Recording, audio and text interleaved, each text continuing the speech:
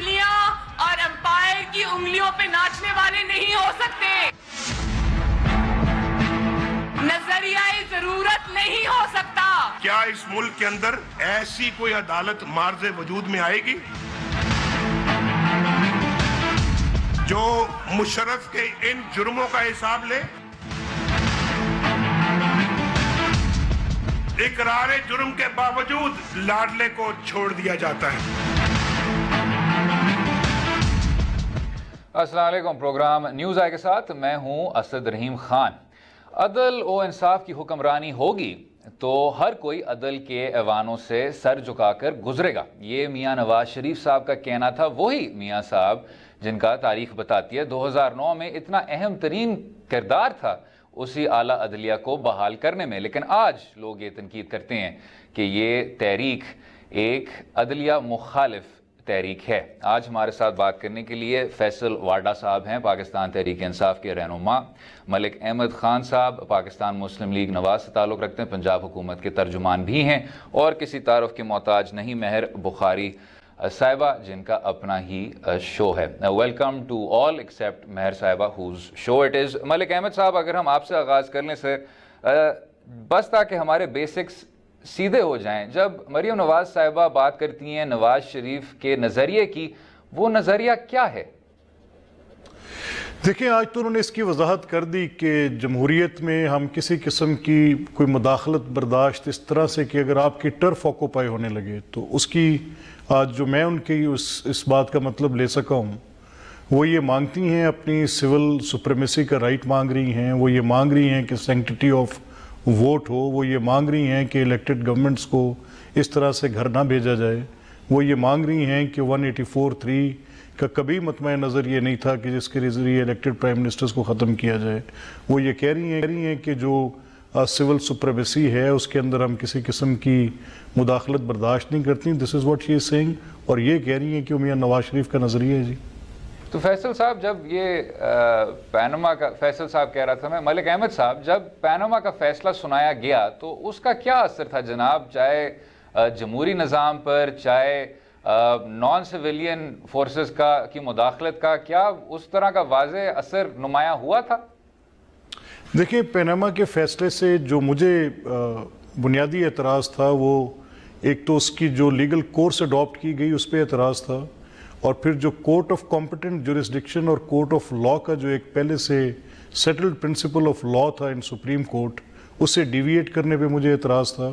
फिर मुझे ये एतराज़ था कि JIT की कॉन्स्टिट्यूशन जो है वो एक लॉ के तहत है, उसको एक स्टैट्यूट गवर्न करता है और वो सिर्फ एंटी टेररिज्म एक्ट है। इसके अलावा कोई ऐसी JIT कॉन्स्टिट्यूट नहीं हो सकती जिसमें मिलिट्री की हाजिर सर्विस लोग बैठे और वो उसकी तफ्तीश करें। ये तो सिर्फ दहशतगर्दी के 1997 के एक्ट के तहत हो सकती थी, और मियां नवाज शरीफ के ऊपर दहशतगर्दी का कोई चार्ज तो था नहीं। तो मुझे तो ये एतराज़ात थे जिसकी बुनियाद पर हमने ये पहले बुनियादी सवालात उठाए और जिन पर अपने तहफ़्फ़ुज़ात का इजहार किया कि ये ड्यू प्रोसेस नहीं है, ये वो कोर्ट ऑफ कॉम्पिटेंट जुरिस्डिक्शन नहीं थी जिसके ज़रिए डिस्क्वालिफिकेशन हो सकती थी, ये वो प्रोसीजर नहीं था जिसके ताबे होनी चाहिए थी। और हमारा नुक्ता एतराज़ ये भी था कि ये नमाज माकूस के मुतरादिफ है कि आपने पहले डिस्क्वालीफाई कर दिया, बाद में ट्रायल पे भेज दिया, यानी आपने हार्म तो इन्फ्लिक्ट कर दिया without even conducting a proper trial, और आपने ऐसी जगह पे वो सवालात पूछे जिनका जवाब देने का मैकेनिज़्म भी अवेलेबल नहीं था। और अगर अभी ये सारा सिलसिला आपको इंजरी इन्फ्लिक्ट करने के बाद जब दूसरे दो केसेस सामने आते हैं तो उन्हीं दो बुनियादी सवालात पर आपका पैमाना अदल ज़रा मुख्तलिफ हो जाता है। इसी पे सर अगर मैं फैसल साहब को शामिल कर लूँ, जनाब, जिस तरह आपने सुना इमरान खान साहब और जहांगीर तरीन साहब के भी अब केस का फैसला अब सुना दिया गया है। जब मियां नवाज शरीफ साहब कहते हैं कि कुछ चहीतों के लिए चीज़ें जायज़ होती हैं जो हमारे लिए नाजायज़ हैं, क्या आप इत्तेफाक करेंगे? यूज़ किया है वर्ड लाडलों का, और ये बड़ी ज़ाती और जुल्म की बात है कि अगर एक मुल्क का लीडर 3 दफ़ा का एक्स प्राइम मिनिस्टर अपने ही इदारों को बदनाम, गालियाँ और ज़ोर ज़बरदस्ती करेंगे तो फिर आम आवाम का इम्पेक्ट क्या होगा। और जिस आवाम से हम मुखातिब हो रहे थे उन पे इश्तियाल अंगेज़ी का या इंस्टिगेट टुवर्ड्स वायलेंस की तरफ उन लोगों को वो माइल कर रहे हैं कि अब ये तरीक़ेकार होगा, टकराव की सियासत होगी। देखिए, इमरान खान साहब और नवाज शरीफ साहब के केस में ब्लैक एंड वाइट, ज़मीन और आसमान का फ़र्क है। इमरान खान साहब बाहर क्रिकेट खेलते रहे, रिगार्डलेस, मैं निटी ग्रिटीज़ में नहीं जाऊँगा, लेकिन एक बॉल पार्क या एक लेमैन टर्म्स में बात करूँगा कि वो क्रिकेट खेलते रहे और मुल्क में पैसा लेके आए हैं, यहाँ से कोई अरबों खरबों रुपए की, ना तो किसी पॉलिटिकल पार्टी में, ना कोई एमएनए, ना सेनेटर, ना प्राइम मिनिस्टर थे कि वो लेके गए हों। नवाज शरीफ साहब के केस के अंदर नवाज शरीफ साहब मनी ट्रेल नहीं दे सके। नवाज शरीफ साहब की इंटरनेशनल पैनामा इंटरनेशनल इशू था, वहाँ से उठा, हमने नहीं किया, हम लेके गए, रिजेक्ट हुआ, फिर गए। मियाँ साहब को आदत है कि वो जैसे हाई कोर्ट ने उनको डिबार किया था इलेक्शन से, फिर उनके हक में फैसला कर दिया, वो एनआरओ करके मुल्क से भाग गए या निकल गए सऊदी अरेबिया, फिर वो आ गए, फिर डॉन लीग्स का हुआ, उसमें समझौता किया, फिर मॉडल टाउन हुआ, उसको दबा के बैठ गए, फिर ख़त्म नबूवत का जो कानून आया उस पर उन्होंने कुछ और एक्शन ले लिया, उस कानून को छेड़ दिया, फिर धरना हो गया। तो अगर हम पूरा समअप करें इन सब चीज़ों को, तो पैनामा के अंदर तो इमरान खान साहब नवाज शरीफ का मुआवजा है ही नहीं, कंपैरिजन ही नहीं है। एक आदमी अपनी बैंक स्टेटमेंट नहीं दे सका, एक आदमी जस्टिफाई नहीं कर सका, दुबई से कतर, कतर से सऊदी अरेबिया, सऊदी अरेबिया से लंदन।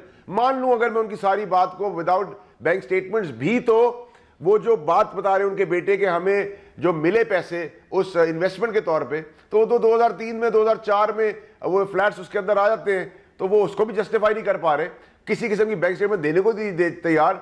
हाँ, ये जरूर तैयार है कि आज पूरी डेमोक्रेसी जो है, जमहूरियत जो है, वो इस पैरामीटर में घूम रही है कि आप कानून बदल के प्रेसिडेंट बन जाएं, जब आपको कोर्ट नाअहल करे, आप उनको गालियां दें, उनसे पूछे तुम कौन होते हो पूछने वाले, मैं कुछ भी करूं। तो अगर रिट ऑफ द गवर्नमेंट या कानून अपने मुल्क में मौजूद था ही नहीं, और अगर थोड़ा सा कानून हरकत में आया है, और तमाशा हमने तो जहांगीर तरीन साहब की कुर्बानी को मुल्क की कुर्बानी समझ के एक्सेप्ट कर लिया, हमने तनकीद नहीं की, जुल्म हुआ, जाती हुई, लेकिन हमने उसको कोई क्रिटिसाइज नहीं किया, हमने कोई अदलिया खिलाफ तहरीक नहीं शुरू की। आपने यही काम धरनों में किया रावलपिंडी में, जब आपका इंटीरियर मिनिस्टर फेल हो गया, ही फेल्ड बैडली, जिसने 3 घंटे में कहा कि मैं बंद करा दूंगा, खत्म करा दूंगा, और 3 घंटे में 30,000 जगहों पर धरने शुरू हो गए। आपने आर्मी को कहा कि आप इसको सॉर्ट आउट करें, उन्होंने सॉर्ट आउट किया, आपने फिर उन पर एलिगेशन लगाए, उनको बदनाम किया। मुशर्रफ साहब का जिक्र किया नवाज शरीफ साहब ने अपनी तकरीर के अंदर। मुशर्रफ साहब किसकी गवर्नमेंट में गए, क्यों जाने दिया? बाद में आएंगे मुशर्रफ साहब पर, बाद में आएंगे। अगर मैं इसी पे महर साहिबा की भी राय ले लूं। महर साहिबा, अब जिस तरह आप देख रही हैं, अभी फैसल साहब ने कहा कि दोनों के बीच कोई कंपैरिजन नहीं है, लेकिन ज्यादा से ज्यादा अब अदारों को घसीटा जा रहा है इसी सियासी मुबाहिसे में, चाहे वो मियाँ नवाज शरीफ साहब हों जो बात करें अदल व इंसाफ की हुक्मरानी की, चाहे इमरान खान साहब कहें कि जो जनरल सेक्रेटरी उनके डिस्क्वालीफाई हो गए वो भी उनके शाना बशाना खड़े होंगे। तो ये बहुत ज़्यादा जुडिशलाइजेशन नहीं हो गई क्या? बहुत ज़्यादा दबे हुए अल्फाज के ज़रिए ज़्यादा कुछ नहीं कहा जा रहा? आप इजाज़त दें, सबसे पहले मैं बहुत शुक्रगुजार हूँ, आपका भी शुक्रिया अदा करना है कि आप you know filling in for me, it's very kind of you. नहीं जी, नॉट एट ऑल। बहुत सी क्या आसाराइयाँ हो रही हैं।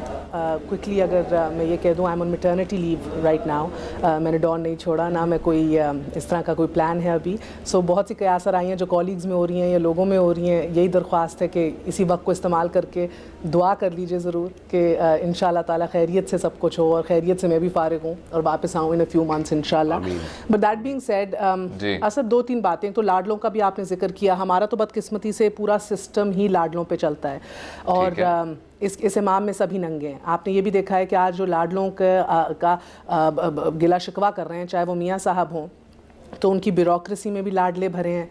द ब्यूरोक्रेसी जो ब्लू आइड बॉयज़ वो चूज़ करते हैं, चाहे वो उनके छोटे मियाँ साहब हों, बड़े मियाँ साहब हों, ब्यूरोक्रेसी चलती लाडलों ब्लू आइड बॉयज़ के ऊपर हैं। चाहे उनने चीफ ऑफ आर्मी स्टाफ्स का माजी में जब इंतखाब किया है, उनकी यही कोशिश रही है कि कोई लाडला मिल जाए या कोई ऐसा चोजन वन मिल जाए जिधर से कोई गारंटी मिल जाए कि शब खून नहीं मारा जाएगा या एडवेंचरिज्म नहीं होगा। And that being said, even Imran Khan साहब के लिए उनका भी दामन इस हवाले से जो है वो पाक नहीं है, या उनको भी नहीं कह सकते कि वो मेरिटोक्रेसी के ऊपर बिलीव करते हैं। जहांगीर खान तरीन से लेके एक लंबी फहरिस्त है उनके लाडलों की भी, जिनको इनकलकेट किया हुआ है, पोजीशंस दी हुई हैं, और जिनकी वजह से ऑडिट सिस्टम से भी गुरेज किया जाता है, जिनकी वजह से अकाउंटेबिलिटी को भी अवॉइड किया जाता है, जिनकी वजह से सीनियर लोग जैसा वजीउद्दीन साहब हैं या अकाउंटेबिलिटी ब्यूरो था खैबर पख्तूनख्वा, इन सब को नज़रअंदाज कर दिया गया। सो ये सिस्टम पनपता और चलता ही लाडलों पे है। सो इस बात को तो छोड़ दीजिए। बाकी बात हुई नज़रियात के ऊपर जो आप बात कर रहे थे, मुझे चंद महीनों से इसी बात पे ताज्जुब हो रहा है कि क्या हम पढ़ी लिखी कौम नहीं हैं, या हम बाकी जिस तरह मियाँ साहब कहते हैं कि शायद वो ना सही, शायद वो ये समझते हैं कि ये कौम बेवकूफ़ों की है, जाहिलों की कौम है। कितने आराम से आप अपने आप को एक नज़रिया करार दे देते हैं, जिस तरह आज उनकी साहबजादी मरियम बीबी ने भी फरमाया, ये नज़रिए के मुँह से ही नज़रिए का सुन लीजिए। यानी कि जिसने थोड़ा बहुत पढ़ा हो इस मुल्क के अंदर, तो आपने ये तो बहुत पोलिटिकल आइडियोलॉजीज़ का सुना है, इकनॉमिक आइडियोलॉजीज़ का सुना है, सोशल आइडियोलॉजीज़ का सुना है। आपने ये भी देखा है पूरी दुनिया की तारीख में कि तहरीक निकली हैं, मूवमेंट्स निकली हैं, लोग ऐसे हैं जिन्होंने इन आइडियोलॉजीज़ के पीछे अपनी जानें दे दी हैं। सोशलिज्म का सुना है, कैपिटलिज्म का सुना है, I mean I can go on and on, social Tehreek, feminism का सुन लें आप। हर कहीं ना कहीं इस पूरी फहरिस्त में आपको एज ए नज़रियात, as a ideology Nawaz Sharif का नाम नहीं नज़र आएगा, बिकॉज कोई एक इंसान इन हिमसेल्फ नज़रिया नहीं हो सकता।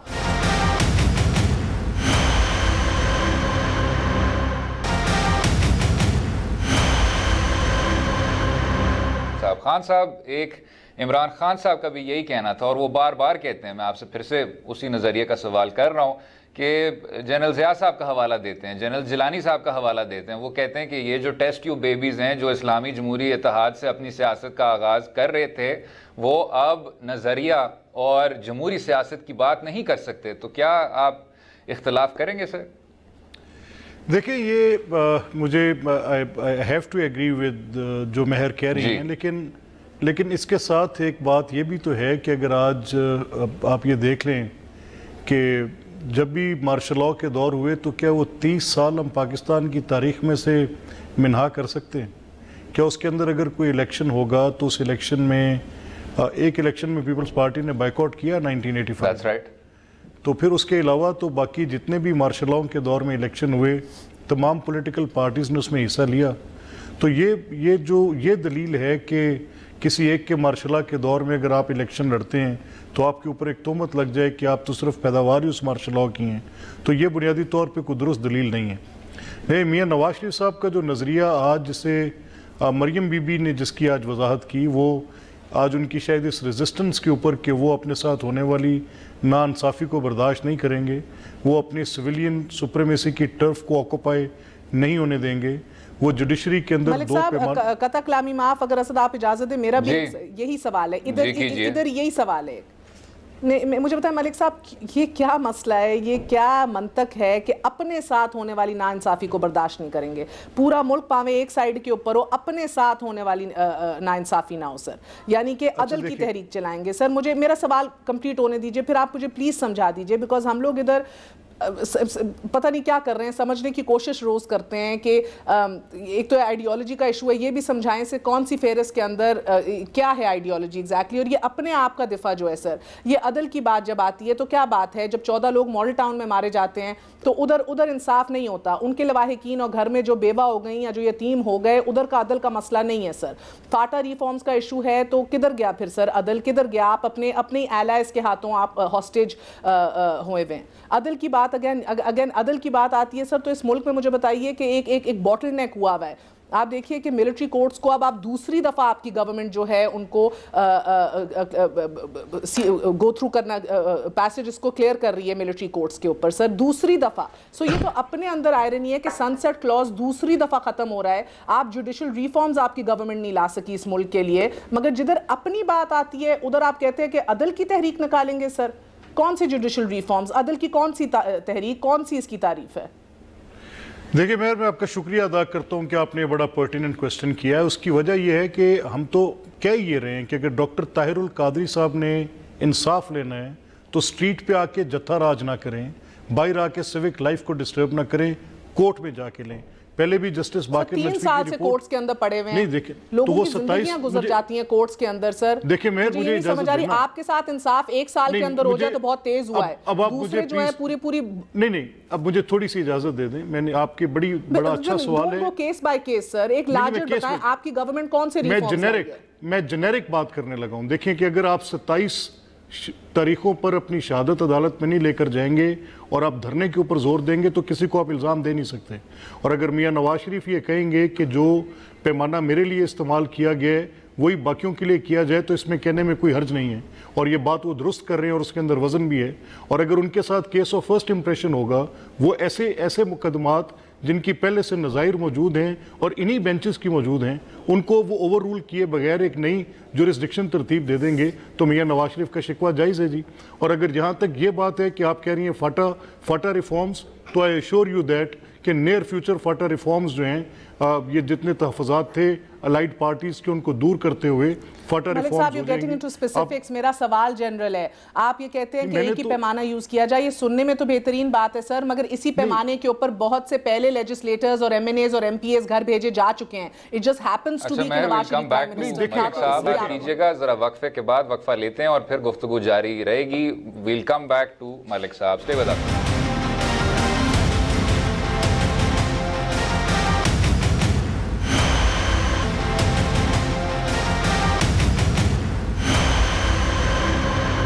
वेलकम बैक टू न्यूज़ है, जहां गुफ्तगू जारी है। मलिक साहब, जिस तरह महर साहिबा ने कहा, अदल व इंसाफ बुनियादी सहूलियात हैं और इंतखाबात से पहले सिर्फ एक नारे तक महदूद नहीं रह सकते, तो आप अपना जवाब मुकम्मल कर रहे थे sir, and then I'd like to include Faisal Vawda sahab. देखिए, ये भी महर की एक बड़ी अच्छी ऑब्जर्वेशन है कि ये सनसेट क्लॉज 2 बार इन्वोक हो गई और ये जो जुडिशल रिफॉर्म्स होनी थी ये क्यों नहीं हुई।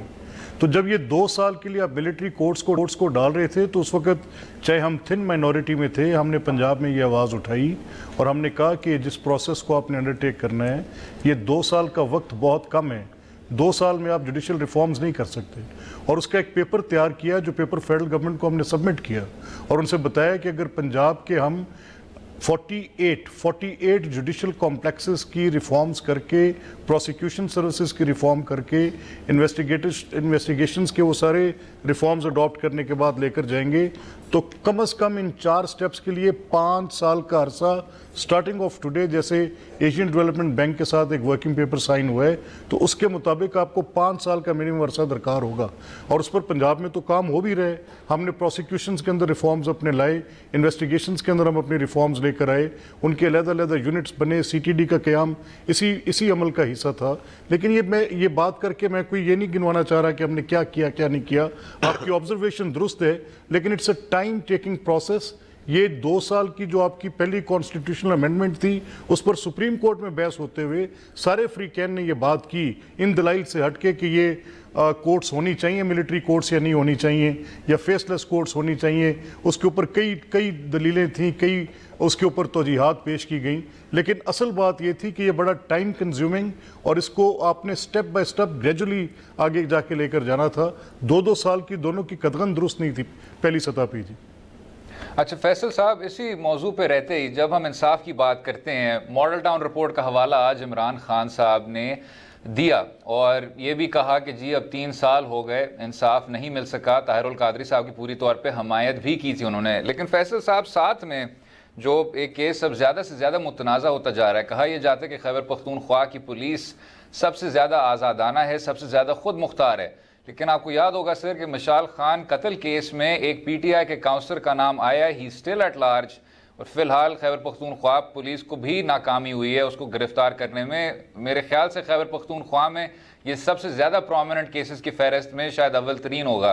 तो इस पर क्या कुछ किया जा सकता है?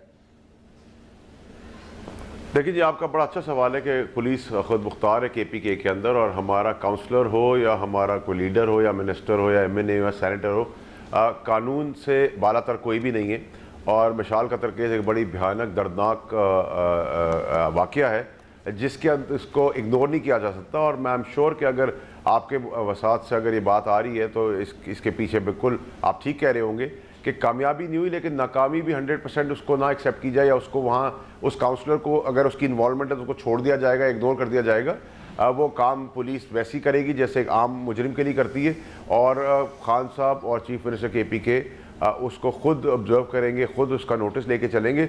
और अगर आपने हाईलाइट किया, बहुत अच्छा है, आपके हाईलाइट करने से सिर्फ फ़र्क ये पड़ेगा कि शायद बहुत ज़्यादा स्पीड अप हो जाए, विच इज़ अगेन बहुत अच्छी चीज़ है किसी को इंसाफ दिलाना। तो इसमें तो कोई हमारे केस में हम बड़े क्लियर और कैटेगोरिकल हैं कि हमारी पार्टी से रिलेटेड कोई भी किसी किस्म का भी लेवल का आदमी हो, अगर वो किसी चीज़ में इन्वॉल्व है और है तो कानून उस पर अप्लाई करे जैसे कि होना चाहिए एक आम आदमी के लिए। लेकिन ऑन द अदर हैंड अगर हम कंपैरिजन करते हैं, आप मॉडल टाउन की बात लेते हैं तो जो 14 लोगों की शहादतें हुई उनमें से कुछ ऐसे लोग थे जिनकी जो एक्सपेक्ट कर रही थी खवातीन और उनको मारा गया, तो वो 14 तो वो इंडिविजुअल्स हैं। उसके अलावा जो जिन बच्चों की शहादत हुई जो दुनिया में नहीं आए तो 17-18 हो जाते हैं। और वो जुल्म बर्बरियत विदाउट वेपन्स लोगों को मारा गया, तो वो ताहिरुल कादरी के ही लोग नहीं है, वो मेरे आपके और सबके लोग हैं। उनको इंसाफ दिलाना है। और 3 साल तक पुलिस के खिलाफ कोई काम नहीं हो सका, जो लोगों के नाम आए उनके ऊपर कुछ नहीं हो सका, रिपोर्ट कंट्रोवर्शियल बनाई रखी, रोकी रखी।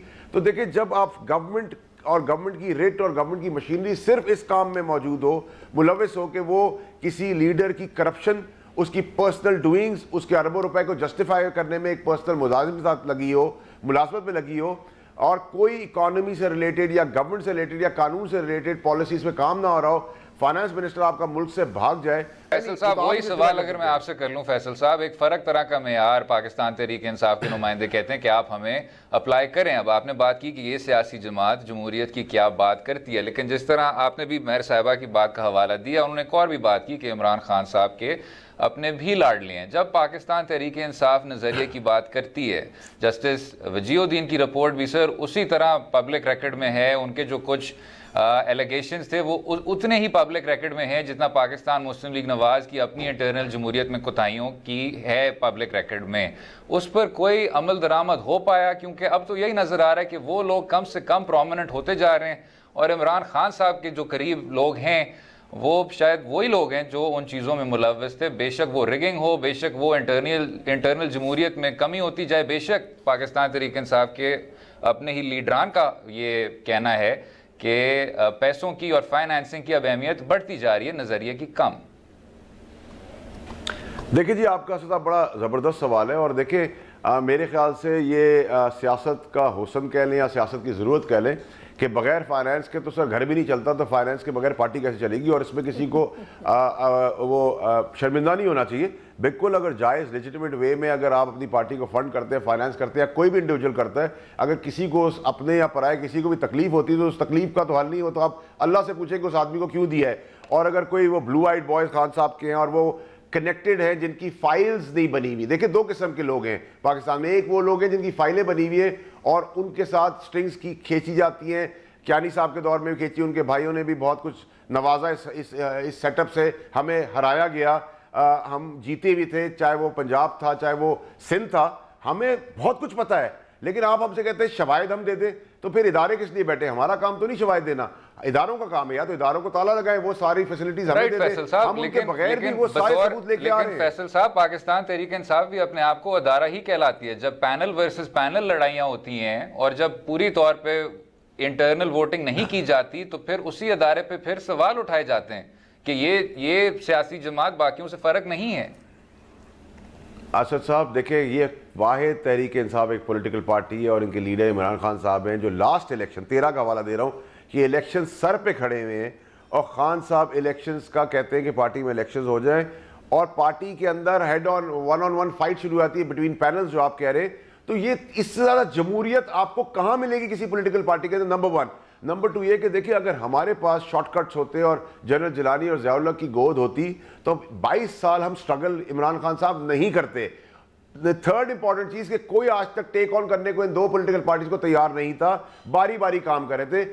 फर्स्ट टाइम पूरी हिस्ट्री ऑफ पाकिस्तान की तहरीक इंसाफ, इमरान खान साहब उनकी पार्टी जो शवायद लेके आई, परसू किया और एक मंतकी अंजाम तक पहुंचाया, वरना तो भेड़ बकरियों वाला हिसाब चल रहा था। आप इनके वज़राओं की, मलिक साहब को छोड़ के और कुछ लोगों को छोड़ के ज़बान अगर देखें कि गोश्त खाना है, जानवर का गोश्त खा लो, जो लैंग्वेज है उसके हिसाब से हम ये लोग आवाम को भेड़ बकरियों की तरह तय कर रहे हैं। और आज भी जो मियाँ साहब बार बार कह रहे थे कि आप अपने दोस्तों को बनाएं और उससे ज़्यादा सोशल मीडिया की एक फोर्स बना लें, तो इस फोर्स को ये अंदाज़ा होना चाहिए कि इस फोर्स ने मियाँ साहब ने इनको आज तक दिया क्या है। मियाँ साहब के पास वही उनका समझी, उनके बेटे की दौलत।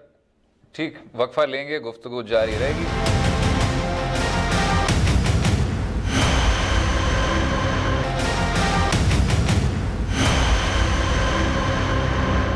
वेलकम बैक टू न्यूज़ आई, गुफ्तगू जारी है। मेहर साहिबा, अगर मैं आपसे यही सवाल कर लूँ, आपने बात सुनी फैसल साहब की भी, मलिक अहमद खान साहब की भी, और मैं उनकी साहब गोई का शुक्रगुजार हूँ। उन्होंने अपने भी कुछ ब्लाइंड स्पॉट्स तस्लीम भी किए और फिर आगे एक लाहे अमल दिया। लेकिन सियासी दलदल में पड़ने से पहले अगर हम बात करें इन इंतखाबात की और क्या कुछ पाया गया इन पिछले 5 साल, क्या आपको नज़र आ रहा है कि पाकिस्तान सही पटरी पे है? क्या हुकूमत वक्त ने वो कुछ कर दिखाया कि आपका जो आम शहरी है वो अपने दिल में उम्मीद रख के उसी पार्टी को वोट दे या फिर किसी और को वोट दे? What have we achieved? देखिए, एक्चुअली बदकिस्मती से ये मसला तो यही है ना, आज भी मियाँ साहब ने जब कहा, and I find that to be the biggest lie unfortunately, कि मसला मेरी नाअहली का नहीं है, मसला आपके वोट के तकद्दुस का है। जनाबे वाला, मसला तो कभी वोट के तकद्दुस का था ही नहीं। इस मुल्क में सवाल तो वोट के तकद्दुस का था ही नहीं। हमेशा from one election to the other election for some reason बदकिस्मती से सियासतदानों को लगता है कि उनको कंप्लीट इंडेमनिटी है या इम्यूनिटी है, ये ना जानते हुए समझते हुए, और जो बेहतरीन तौर पर इनको खुद समझना चाहिए कि जमहूरियत तो रोज़ के एहतसाब का नाम है। वोट का तकद्दुस तो तब यकीनी होगा जब आप पार्लियामेंट को मजबूत करें, जब आप पार्लियामेंट के अंदर रेगुलरली जवाब देने के लिए उधर पेश हों। वोट का तकद्दुस तो तब यकीनी हो जब आप रेगुलरली कैबिनेट मीटिंग्स करें, ना कि आप ओवर रूल करके कैबिनेट को, इकोनॉमिक कोऑर्डिनेशन कमेटीज़ को जाके फैसले अपने सादर कर दें, सुप्रीम कोर्ट को वो बातें भी रिवर्स करनी पड़े। वोट का तकद्दुस तो तब यकीनी हो जब आप मजबूत करें इंस्टीट्यूशंस को, जिनको आप मुसलसल कमज़ोर करते आ रहे हैं। तो ये सारी चीज़ें तो की नहीं। तो आज जब वोट के तकद्दुस की बात करते हैं तो फिर बजा फरमाया मलिक साहब ने कि शायद सनसेट क्लॉज जो है वो 2 साल का जो वक्त दिया था वो बहुत एक अनइमेजिनेबल था या बहुत कंजर्वेटिव एक टाइम फ्रेम था, इसमें नहीं किया जा सकता था। मगर वही गलतियां बार बार दोहराते गए। दूसरी दफ़ा भी आपने सनसेट क्लॉज सेट किया तो 2 सालों का फिर कर दिया, यानी कि 4 सालों में आप ये काम नहीं कर सक रहे तो फिर किसको बुद्धू बना रहे हैं। दूसरी बात, जब आप इंस्टीट्यूशंस की रिफॉर्म्स की बात करते हैं तो मुझे ये बता दीजिए कि चले अगर वो अनइमेजिनेबल था या इम्पॉसिबल था इस टाइम फ्रेम के अंदर, तो नैब को तो आप दुरुस्त कर सकते थे, उधर तो लेजिस्लेशन कर सकते थे। नैब को भी आप मुतनब्बे करते आए, उसके विंग्स क्लिप करने की बातें करते आए, पगड़ियाँ उछालने के ऊपर बड़े बड़े जलसों के अंदर पब्लिकली एक ऑटोनमस बॉडी को आप वार्निंग्स देते आए। उसके बाद अब आप साथ देखें, स्टेट ओन्ड एंटरप्राइजेज में लिस्ट बैठ के बना रही थी कि भाई कौन कौन से आपने वादे किए थे। जो इतना जज्बा जो आज आप दिखा रहे हैं अपनी नाअहली के ऊपर, वो जज्बा आपने दिखाया नहीं। आपने खुद ऑपोजिशन में बैठे हुए मियाँ साहब ने कहा कि अगर ये 300 से 500 अरब का जो एक नंबर है जो ब्लीड हो रहा है नेशनल एक्सचेकर से स्टेट ओन्ड एंटरप्राइजेस के ऊपर, अगर हम इसे नहीं प्लग कर सकते तो फिर हमें कोई हक नहीं कि हम गवर्नमेंट फॉर्म करें या कंटिन्यू रखें। नहीं कर सके ना, आप कुछ भी नहीं कर सके इस हवाले से भी। सो द फैक्ट रिमेन्स कि आज फिर ये ना कहिए कि मसला आपकी नाअहली का नहीं है, मसला वोट के तकद्दुस का है, मसला आपकी नाअहली का ही है। सो आज बदकिस्मती से देखना, बहुत से लोग ये सोच रहे हैं कि अदल की तहरीक चलाएंगे, इससे क्या मुराद है इनफैक्ट कि क्या अपनी गवर्नमेंट के खिलाफ तहरीक चलाएंगे। ये तहरीक actually physically speaking it's very important to understand कि सड़कों के ऊपर नहीं निकलेगी। ये खुद एक तो इनका DNA नहीं है, मिजाज नहीं है, बाकी अपने पाँव पे कुल्हाड़ा मारने के मुतरादिफ है, सड़कों पे नहीं निकलेंगे। बेहतरीन तरीका ये है जो ये करने जा रहे हैं, आई बिलीव के अपने मंशूर का हिस्सा बनाएंगे इसे, कुछ रिफॉर्म्स लाने की कोशिश करेंगे कॉन्स्टिट्यूशन के अंदर if they come back into power. But that being said, it's all self serving at the end of the day. ये अवाम के नाम पे नहीं हो रहा, ये अपनी क़यादत को, अपने करियर को, अपनी पॉलिटिक्स को तूल देने के लिए हो रहा है, उसको लेजिटिमाइज करके लंबा करने के लिए हो रहा है, which is the sad part. Because ये अगेन एज ऑलवेज ये अवाम के नाम पे ही सब कुछ किया जा रहा है, but it has nothing to do with it. अब आप देखें कि जो जज साहिबान जिनने आपके खिलाफ फैसले दिए हैं, क्या इनको सुप्रीम जुडिशल काउंसिल इनके खिलाफ आपने रेफरेंसेस भेजने हैं? जब आप कहते हैं कि अब पहले अदलिया को बहाल किया था, अब अदल को बहाल करेंगे, कैसे करेंगे? सुप्रीम कोर्ट का मेकअप चेंज करेंगे? What exactly are they thinking? ये बातें नहीं बताएंगे। It's a lot of rhetoric जिससे खून गरमाया जा रहा है, क्योंकि हम ड्यूल पॉलिसी देख रहे हैं। एक तरफ शहबाज शरीफ साहब हैं, अगर रेटरिक पे ही रखें जी, मलिक अहमद खान साहब, अभी महर साहिबा ने यही कहा कि जी आप क्या अपने ही खिलाफ तहरीक चलाएंगे। एक और जी जो चीज़ उठती है वो ये, जो मरियम नवाज शरीफ साहिबा कहती हैं कि अवाम का भी मैंडेट कोई चीज़ होता है, और जो हमें -1 करने की कोशिश कर रहे थे उनको नहीं पता इंतखाबात में वो +1 हो जाता है। लेकिन अब क्योंकि शहबाज शरीफ साहब का नाम आ रहा है, अभी महर साहिबा ने भी कंक्लूड ही किया शहबाज शरीफ साहब के नाम पे, तो क्या -1 अगर वाकई में एक -1 की साजिश थी वो कामयाब नहीं हो गई? क्योंकि मियाँ नवाज शरीफ साहब का वापस आना अब शायद मुश्किल लग रहा है। देखिए, मैं इस सारी बात को 2 हिस्सों में तकसीम करता हूँ। एक वो जो अभी महर ने कहा, उसमें बहुत बड़ी अचीवमेंट्स भी हैं गवर्नमेंट के क्रेडिट में। जैसे आज डिपोज प्राइम मिनिस्टर ने कहा, उनकी बिजली के हवाले से जो कारखाने लगे, ये एक बहुत बड़ी अचीवमेंट है। और ये कोई मामूली काम नहीं था। ये लोड शेडिंग का अजाब आप याद करें पिछले अदवार में क्या सूरत हाल थी, 18-18, 20-20 घंटे बिजली नहीं थी। मूविंग फॉरवर्ड इसी तरह से इंफ्रास्ट्रक्चर की बहुत बड़ी एक डेवलपमेंट आपको नज़र आएगी। इसी तरह से आपको सी पैक की चीज़ें नज़र आएंगी। खैर किस्सा मुख्तसर, जिस तरह आप कह रही हैं कि कुछ चीज़ों पे काम नहीं हुआ, कुछ पर बहुत काम भी हुआ और जिसका क्रेडिट और उसके डायरेक्ट समरात अवाम तक गए हैं। अब इससे अगली बात कि ये अदल की तहरीक क्या होगी, देखें इसमें बड़ी वजाहत है, इसमें कोई कन्फ्यूजन है नहीं जी। हमारा सिर्फ ये कहना है कि अगर आपने जो सुप्रीम कोर्ट की जजमेंट्स हैं उन जजमेंट्स में मुआवजा ही कर लें तो आपको बात क्लियर हो जाएगी। और हम ये कह रहे हैं कि सुप्रीम कोर्ट के जजेस को बियॉन्ड एनी किसी और रीजनिंग पर जाने के बजाय अपने उन जुरिस्डिक्शंस को जो उन्होंने 100 साल में इस्टेब्लिश की थी, सिर्फ उन्हीं का ख्याल कर लें। This is it. हमारा कोई और इससे ज़्यादा मुतालबा नहीं है। मलिक साहब देखिए, यही तो मेरा आपसे सवाल है मलिक साहब, यही तो सवाल है। देखिए, यूसुफ रजा गिलानी को हटाया जाए तो नवाज शरीफ कहते हैं कि ये इंसानों का मुल्क है, ये हैवानों का मुल्क नहीं है। अपने आप को हटाया जाए तो मियां साहब कहते हैं कि हम जानवर नहीं है, हम इंसान है, हम भेड़ बकरियां नहीं है, हमें पागल ना समझा जाए। मलिक साहब अगर आप मुख्तसरन जवाब दे दें, क्योंकि शो एक वजाहत मैं कर दूं कि यूसुफ रजा साहब में और मियां नवाज शरीफ साहब के केस में और उस पॉलिटिकल नैरेटिव में और इसमें एक फर्क है और एक मुमासलत है। यूसुफ रजा साहब के पास जिस तरह इमरान खान और नवाज शरीफ के केस में भी फर्क है, हर केस के फैक्ट्स डिफरेंट होते हैं। मेरी गुजारिश सुनिए ना, understand that better than I. नहीं, मैं ये कह लूं कि यूसुफ रजा साहब के पास तो एक अपील का हक था, मियां नवाज शरीफ को तो आपने वो भी नहीं दिया, पहले डिस्क्वालीफाई कर दिया, फिर उनको ट्रायल पे भेज दिया। हमारा सिर्फ ये कहना है कि इस हद तक चीज़ें जो basic principles of natural justice के भी खिलाफ जा रही हैं, कम से कम वो तो इस सुप्रीम कोर्ट से फ्लो आउट ना करें।